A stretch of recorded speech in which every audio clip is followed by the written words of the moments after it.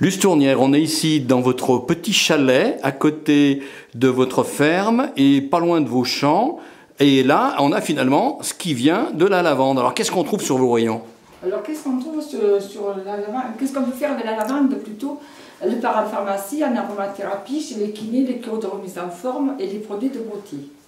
Ensuite, on peut se soigner nos petits bobos quotidiens, c'est-à-dire les piqûres d'insectes. On peut déjà l'appliquer pour que les moustiques ne viennent pas vous ennuyer. Ensuite, lorsqu'on se coupe, on peut mettre directement sur une coupure, une brûlure. Lorsqu'on a des douleurs rhumatismales, on peut se masser avec. Il ne faut pas la frotter, il faut toujours la passer en rond pour que ça fasse plus d'effet. Ensuite, dans l'eau du bain, sur le meuble de toilette, c'est relaxant, ça détend. Et puis quoi d'autre? Sur de l'herpès, sur de l'eczéma, on peut en mettre. On peut en mettre sur l'oreiller pour ça décontracte. Et ça détend.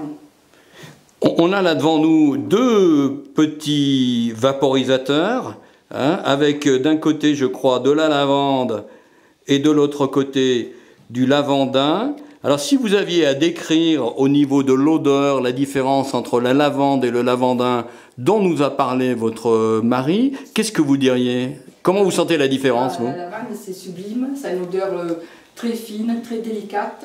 Et la lavande, c'est la plante sauvage que nous cultivons maintenant.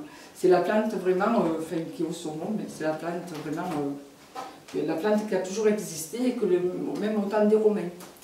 Que le lavandin, ça a été créé autour de 1930. Il est beaucoup plus fort, il est beaucoup plus agressif, il est beaucoup plus camphré. Et puis l'utilisation n'est pas la même. Non, pas du tout. La lavande, ça part en pharmacie, comme je vous disais, l'aromathérapie, les kinés, les cures de remise en forme. Et le lavandin, ça part dans tous les produits ménagers, les soupines, les détergents, tout ce qui est pour nettoyer la maison. Et pour assainir la maison. Pour vous, c'est un plaisir d'accueillir des personnes comme nous qui viennent se renseigner? Ah oui, tout à fait. Je ne sais pas si j'explique bien, mais en tous les cas, c'est un plaisir de recevoir des personnes et expliquer notre travail. C'est un travail assez rude, mais qui est plaisant quand même. Un peu difficile aussi.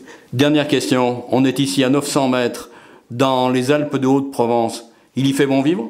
Après, on ne changerait pas notre climat pour un autre climat. Combien de jours de soleil par an? Ah, cette année, pas trop quand même. Hein. Il faut être honnête, cette année, on n'a pas eu trop de soleil. On a eu beaucoup de pluie. Enfin, sinon, il y a quand même pas mal de soleil, au moins 300 jours par an.